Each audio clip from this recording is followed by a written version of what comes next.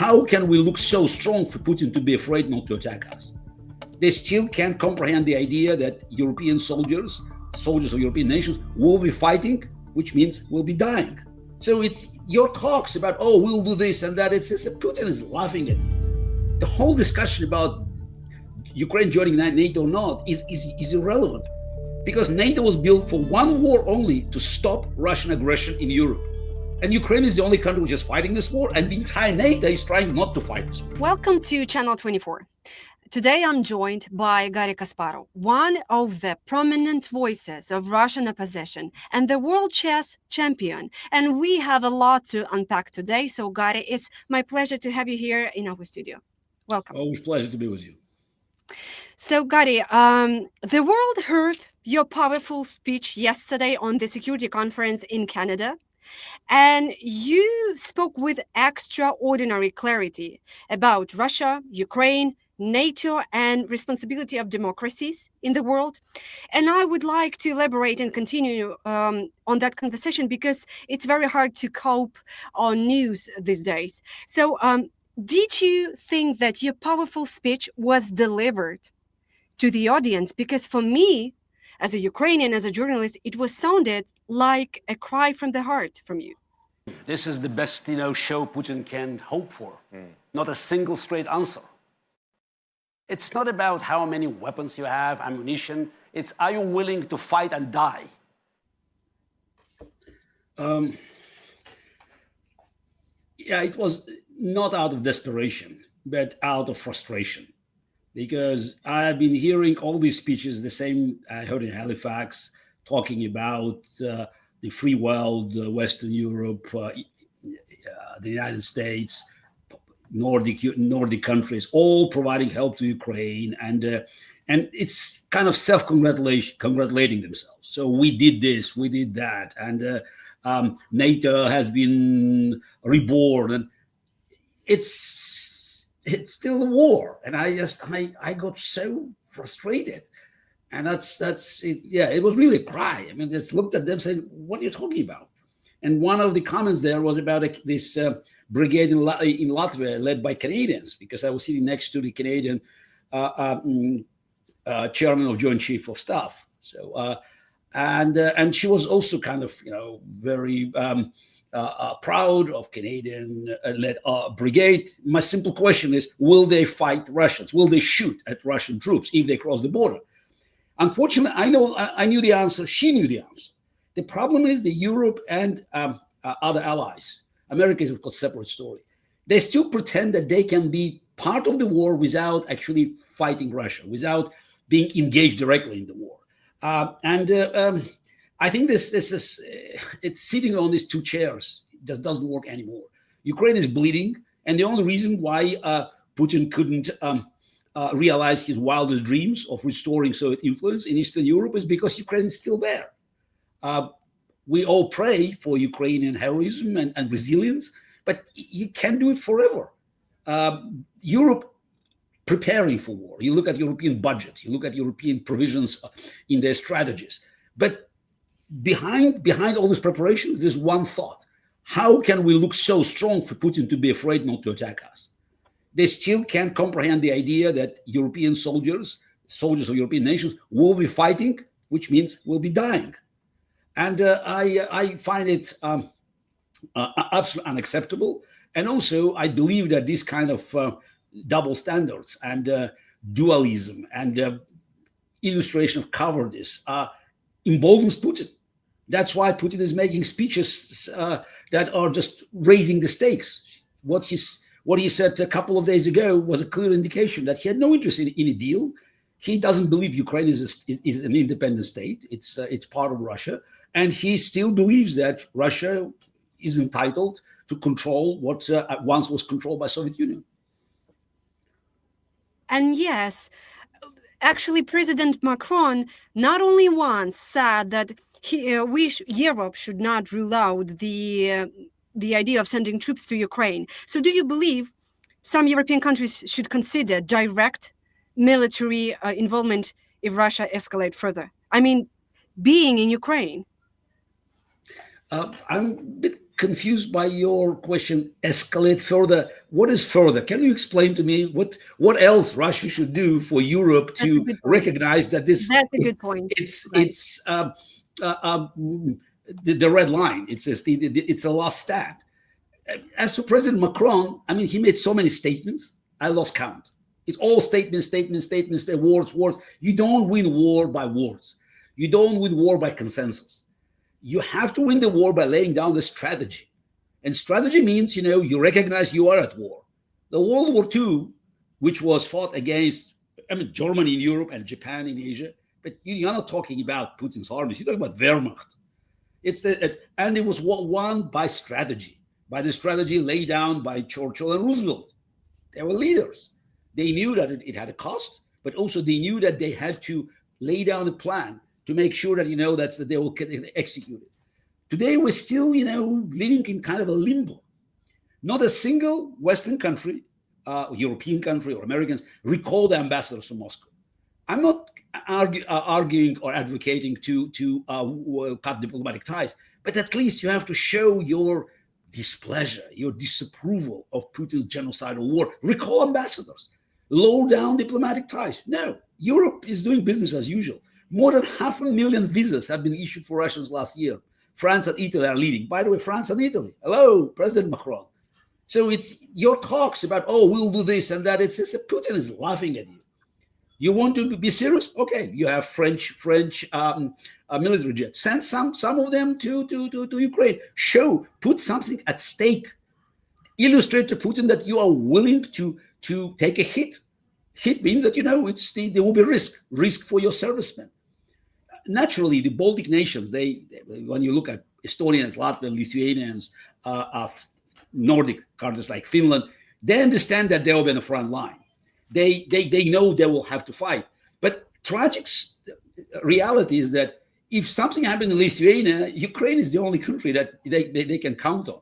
So that's what was part of my cry in war cry in Halifax, is that it's the whole discussion about Ukraine joining NATO or not is irrelevant, because NATO was built for one war only, to stop Russian aggression in Europe. And Ukraine is the only country which is fighting this war, and the entire NATO is trying not to fight this war. So it's like an open invitation to Putin, because the whole story, we will defend in every inch of NATO territory. Remember Joe Biden said, fine, Putin violated NATO airspace many times, zero reaction. He violated NATO maritime borders, zero reaction. Putin's, they say unknown drones, but we can assume that's the Russia was behind it, paralyzed several major European airports, including Brussels and Munich. Reaction? No reaction. No. So that's a problem. Putin is fighting the war. And by the way, Putin's war is not a war against Ukraine only. Ukraine, for Putin, the way they present it, and I'm not speculating, I'm simply translating from Russian to English. This is the war against the global world order run by liberal democracies.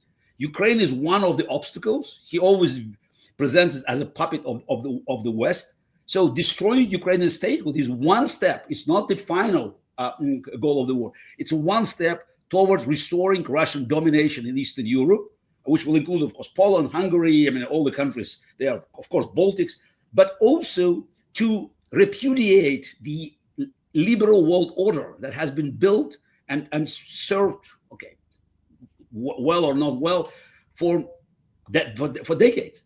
So it's a global challenge. And while, frankly speaking, European politicians know that. It's when they are on the spot, so on the stage, they always make these very round statements, very ambiguous. The moment you go behind the scene, they say, yeah, of course you're right. They know that. But politically, they just can't accept this responsibility. And it's a problem. The Western democracies look weak. And we know what does always excite the predator in animal world? Weakness and blood. And that's exactly what's happening with Putin. He smells blood in Ukraine and he sees like a shark, yes. Absolutely. Yes, Garry. When the coalition of the willing was created, with the whole my naivety, I have a faith that somehow the Western boots will be on Ukrainian ground protecting us. But they are continuing, repeating and repeat again that they will be here probably, possibly, just after the war will end, which I don't see any signs of it. Look, in the very beginning of the full-scale invasion, we all hoped that the West at least would close the skies.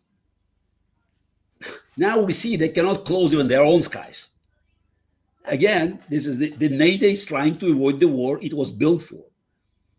NATO under American presidents like Reagan or Kennedy was a force. Truman, when it was created, or Carter, I mean, any US president. And the Soviet leadership knew that if they cross the border of West Germany, the border was then they would meet American tanks. Nobody had any doubt. Nobody ever questioned Article 5. Today, the moment you say Article 5, they start saying, yes, but it's not exactly. We have to find out why they crossed it. So that's why I believe that it's inevitable that fairly soon Putin will try a small provocation, not full invasion. He doesn't have forces, thanks to Ukraine, to attack Latvia or Estonia. But I think the small incursion somewhere in Latvia, it's very, very likely to prove again that Article 5 doesn't work. But the problem with Article 5, and I talked to many officials and also military personnel, high military personnel in Halifax. It's my latest conversations. And they all confirm that Article 5 is just a piece of paper. Because the very fact that we discuss Article 5 makes it very ambiguous. And Article 5 must be unequivocal. It must be inevitable. The moment you discuss it, it's already weak. And Putin knows that. So that's why the whole concept of NATO is now no longer working. And one of the major challenges is that the NATO as a political structure outlived itself, because it's the one that was built back in 1949. It was Western Europe, and then they added a few other Western European countries. But the core was Western Europe, and nobody had to explain to French, Italians, or West Germans or Dutch why they need NATO. The Soviet tanks were just on the other side of the border, a few hundred miles away from major European cities. Today, the war is far east by the standards of Portuguese or Spaniards or even French. It's on the river Dnieper, or just actually east of Dnieper. So how do you expect people like in Spain? I mean, the Spanish prime minister. I mean, I don't approve his policies, but he's running a campaign. There will be elections next year. How do you explain to your voters that you have to increase your military budget 150%, 2.5 times, from 2% to 5%, because there's a war 3,000 kilometers away? It's a losing proposition. And so that's why if we want a European military alliance that will be adequate to the challenge, you have to start reorganizing it. I already heard some words. The Germans, the Poles, they're talking about creating something different, a rapid force based on the countries that have direct interest in the war. So you're talking about Baltic nations, Poles, Finns, Swedes, I'm sure Danes, with Germany behind it, maybe Romania. Ideally, we need Hungary and Slovakia, but unless we have Orban being removed next year at the elections, it's not going to happen. So then you can have countries that can respond instantly. The problem for these countries, they don't have nukes. So that's why you need either France, which I think it's not going to happen because Macron keeps talking, and within the next 2 years, we'll probably see Marine Le Pen party taking over. Britain, maybe Britain. Or now let's be bold. Maybe you just simply need for Germans and Poles to develop nukes. Again, it's not easy to say that the proliferation regime doesn't work, but basically we are having a criminal regime, a Russian fascist dictatorship that's speculating by its a possession of nukes to attack neighboring countries. And frankly speaking, the only way that will stop Putin's aggression, it's a threat of as during the Cold War, threats of mutual annihilation. But that's probably beyond, it's even wildest dreams of European, wildest nightmares of European politicians. But basically, this is the midterm missiles with nuclear warheads on the Polish border aiming at Moscow. That's how you create deterrence, because there are two options: either you enter the war, or you have deterrence. But deterrence should be strong enough, as in during the Cold War, having two components: also one military, another one is political. Soviet leaders, as I already said, never had any doubts about commitments of American presidents to defend Europe. They knew attack on West Germany will be attack on America. We need Russian, whoever is sitting there in Kremlin, it's Putin, to understand that it's a war against much bigger coalition. As of today, they see weaknesses. They see the division. They see attempts to find a middle ground. That's why I didn't hear a single clear statement. Ukraine must win. There's always, this is the nuances. We will stand with Ukraine as long as it takes. So they all try to avoid a clear statement. And in war, it's like in chess. It's black and white. You win or lose.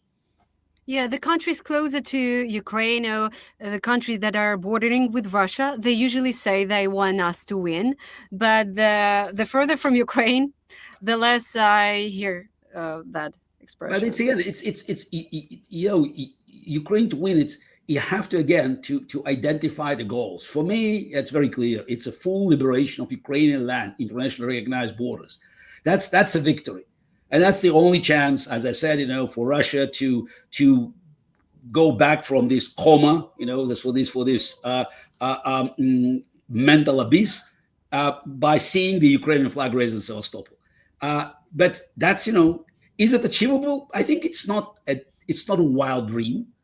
So yes, it doesn't look possible now. But when you start looking at alternatives, the alternatives, they tell you that unless you have this strategy to win the war by exhausting Russia, and it's not impossible.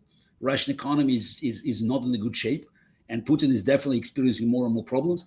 But very important that we have the global coalition that makes a clear goal to defeat Putin's Russia in the war, to deny its resources to continue this war, and to make sure that further continuation of the war will have drastic consequences. So far, we have many components. It's not that we're lacking resources. We have all resources: military, financial, economical, but we don't have political will. And we always, dealing with politicians that are trying to, as I say, find a middle ground. Right. Garry, speaking about nuclear weapon, do you think that such countries as UK and France should consider providing nuclear deterrence to Ukraine in some form, or even transferring nuclear weapon itself? Or is that unrealistic? It's a question for new alliance. So I say I very, very little hope for France. I'm more optimistic about Britain. So that's why what I would see as a coalition that could be sufficient to deter Russia. It's Britain with its nukes, Germany with its economy, and also Germany can mobilize enough people and ramp up production. I mean, it's the fact that Germany is still just working on increasing its military production. It's almost 4 years into the war. It's just tells you that they were not serious. So Britain and Germany, and then of course you have the countries bordering Russia, 3 Baltic nations, Poles, Finland, Sweden. As I mentioned, Denmark definitely will join. They were impeccable in their support. Probably Romania, and then we'll see what happens with Hungary, Slovakia, and Czech Republic. But this is a coalition that could build its own defense, not waiting for decision in Washington. That's another European problem. Oh, we knew Washington would defend us. No, maybe in 3 years' time you have a different president, but right now you have to live with Donald Trump in the office. Donald Trump is not going to fight for you, so you just have to build your own defense. And Either you rely on British nuclear umbrella, the Brits have nukes, or as I already said, develop your own. This is again, it's a matter of survival. Do you want to protect your independence? Do you want to be a sovereign state? I'm sure Poles have no illusions about Putin's intention. There's a genetic memory for Poles, or for Lithuanians, for Finns, so about Russian aggression. But what can you do if America is not there, or just not willing to play the ball? Start working.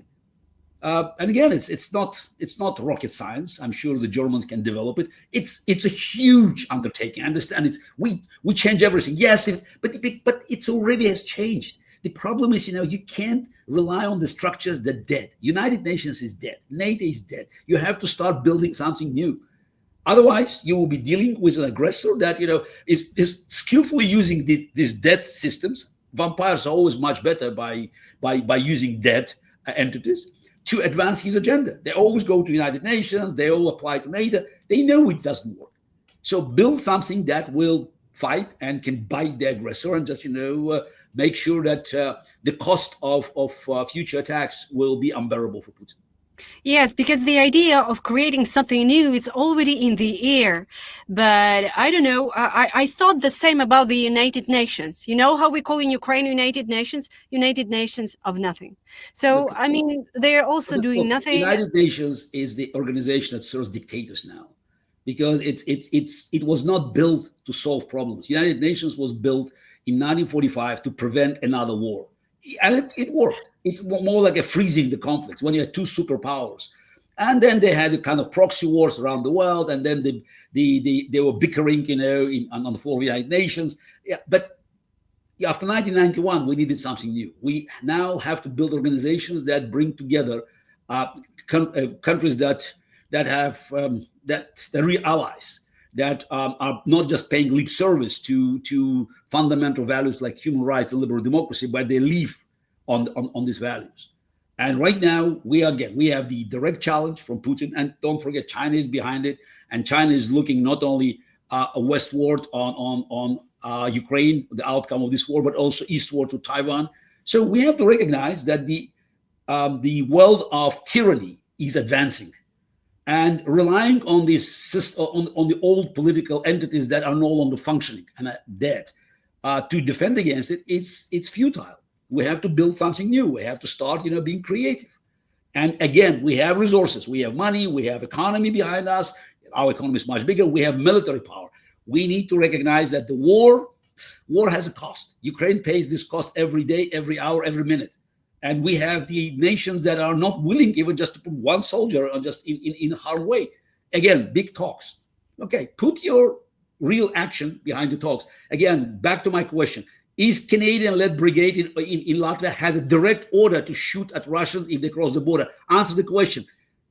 No answer. That tells you that it tells everything. You have no commitment to fight the war. Well, I've heard that Estonia, I saw they were training just a few months ago. They were definitely training, and just local residents, they also joining the military trainings in case of Russia. Yes, we know that the locals will fight, but again, this again. My question about this Canadian-led brigade is it's much bigger one. It's basically, is NATO ready to fight if Putin crosses the NATO border? Because again, we saw airspace violated, maritime borders violated, no reaction. Do you seriously believe that Putin will not try to cross the NATO land border? Of course he will. So that's why my question is not hypothetical. It's real one. And what can stop Putin? If he knows that the moment they cross the border, there will be no consultations. The moment you start consulting other members, and 32 members, including many countries that have no interest in this war, that's it. Then it's a lose-lose scenario. So you have to prevent it by saying it in advance. But right now, again, I'm trying to push them. Nobody wants to take responsibility because they used to live under American leadership, and right now they all know America is no longer there, and under Donald Trump it will not be there. So at least 3 more years. They have to rely on themselves, and this is a sad truth that caught them all by surprise. To be honest, Gary, yesterday after your sharp performance, I thought that lots of European and American leaders, leaders of thoughts, gonna call you or text you and say, Gary, you change our perception of and vision and everything. And I thought that Look, it's it's gonna make some not change. only, it's, as I said, behind the scene, they agree with me. But it's not what they say behind the scene. It's what they say when they're on the limelight. And right now, we don't have political will to build proper defense against inevitable Putin aggression. Putin's speech, the last speech, was absolutely clear. The war would continue. There's no deal. His only deal, it's Ukraine's capitulation. And since it's not going to happen, he will continue the war because the war became the oxygen for Putin regime. Putin loses his legitimacy the moment he stops the war without decisive results. So that's why this war, which is a war for global domination, will continue as long as Putin stays in power.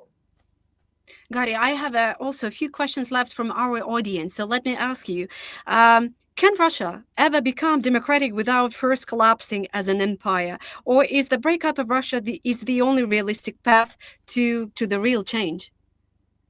Look, empire cannot be democracy in the 21st century. Yeah, we may look, of course, to the 19th century, to the British Empire. Yes, the empire was democratic, but let's not forget that this is the old traditional empires, colonial empires like Britain. They had the democracy in the metropole, but there was not democracy elsewhere. Russia is a land empire, so that's why it's impossible to have democracy while the imperial mechanisms are still in place.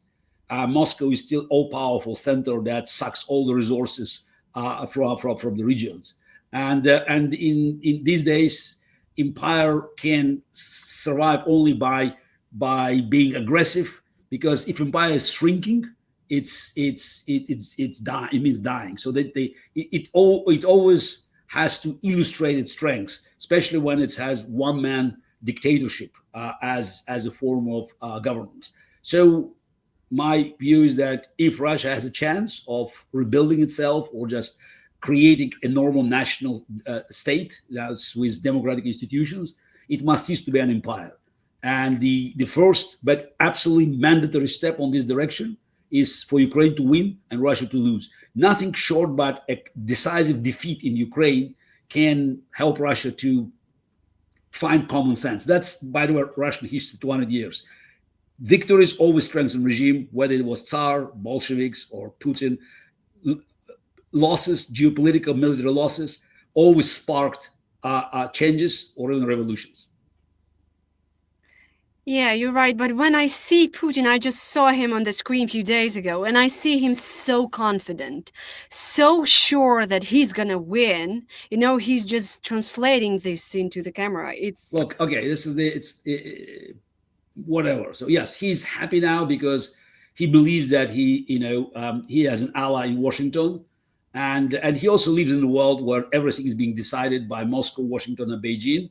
And since Trump is playing his game, so Putin now feels much better. But that might be a mistake, because again, the resource of the free world, including American resources, they are just not all in the hands of one person, even that powerful as Donald Trump. And by the way, we could see now a lot of discontent in America. Even many Republicans, not officially, but behind closed doors, they put pressure on the administration. Nobody wants to see Ukraine losing and Putin winning. All the numbers, the polls in America, even among Trump supporters, indicate the big support for Ukraine, but much bigger animosity, hatred toward Putin. yes. And my final one: do many figures in the Russian opposition in the United States continue to hold imperial views, even while they're condemning Putin? Excuse me, you mean? Yeah. Okay. Once again, do many figures, people in the Russian opposition that are living in the United States and yeah, they are still, having this imperialistic state of mind views, but they are condemning Putin. Because when I'm opening, but you said what confused me when you said United States. Most of my Russian politicians or opposition leaders in exile, they live in Europe, not in America. Almost all of them. Yeah. Okay. I would say the majority still is trying to find this middle ground. So they always try to find a way to oppose Putin without opposing Putin's aggression. No, they condemn the war, but condemning the war or saying we want peace doesn't mean that they want Putin to lose and Russia to retreat from illegally occupied Ukrainian lands.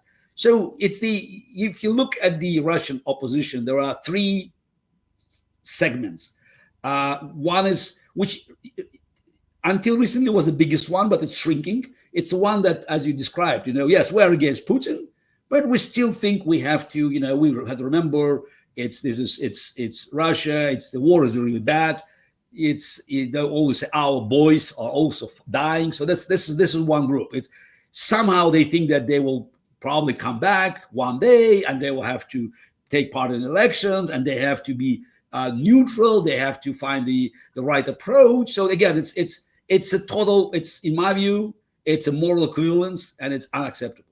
The second group is that's associated with Michael Khodorkovsky. It stands on the same positions. The war is illegal. Regime is war is criminal. Regime is illegal. Crimea is Ukraine. So we can't pass it instantly, but we have to help Ukraine politically. While we don't want to be engaged in the war. And the smallest one that I belong to, and I probably just an unofficial leader of the group, believes that we have to help Ukraine in any way possible. We share responsibility for the crimes as Russians, and we have to offer any help, including military assistance. So now, as I said, there's a shift. In the last few months, even few weeks, we could see the shift just towards our position. So I think that the group 2 and 3 already probably have a majority, but we still have a massive Russian audience in exile that is still trying to understand how to position themselves. Unfortunately, major Russian-speaking outlets like Dost, TV Rain, and Medusa, they're all still pretending that we have to be neutral in this conflict while opposing Putin, which, in my view, it's totally just impossible. Yeah, I don't like that either. To be honest, and even some of the Russian opposition, the third group, as you mentioned, that I'm talking to the studios, they were in shock when they knew that a lot of Russian opposition living in Germany, they were still voting for Putin when there were an election. Look, it's the fundamental. I recommend you will look at the latest development that will happen in Parliamentary Assembly of Council of Europe, where Putin's Russia has been kicked out in 2022, and now they offer these seats for Russian democratic opposition, and there's still a big battle within. So, and one of its elements is that, are we going to represent Russia or Russians in exile, Russians against Putin? And we have some of our colleagues say, no, we have to be Russia. And myself and Michael Khodorkovsky, we say, no, we clearly represent Russians who are against Putin. As we say, this is simple, the triad. War is criminal, regime legitimate, Crimea is Ukraine. You have to say that. Berlin Declaration that we signed all in May 2023 states very clearly. It also talks about the dismantling of imperial mechanisms in Russia. And also one of the important elements, as you often see, it's a flag. So it's a white, blue, white. And that's anybody who's trying to say, no, we have to fight for our tricolor. Absolutely. That's the line. And European Assembly, so this is the Parliament Assembly of Council of Europe, made it also a conditional. So in the resolution, they talk about the Berlin Declaration and also about the flag.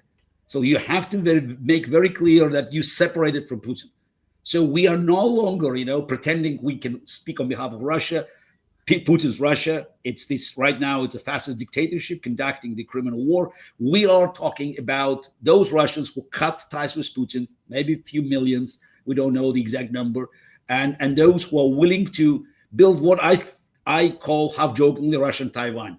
As long as Putin's there, we have to create, it's a Russian entity that is unequivocal against Putin and fully backing Ukraine in its just war to liberate its land. Garry, thank you so much. It was such a pleasure for me to have you Okay. here, to listen to you. And thank you so much for you being as an oppositioner in the third group, as you mentioned. So thank you so much, and Slava Thank you. Ukraini. Okay. Героям слава.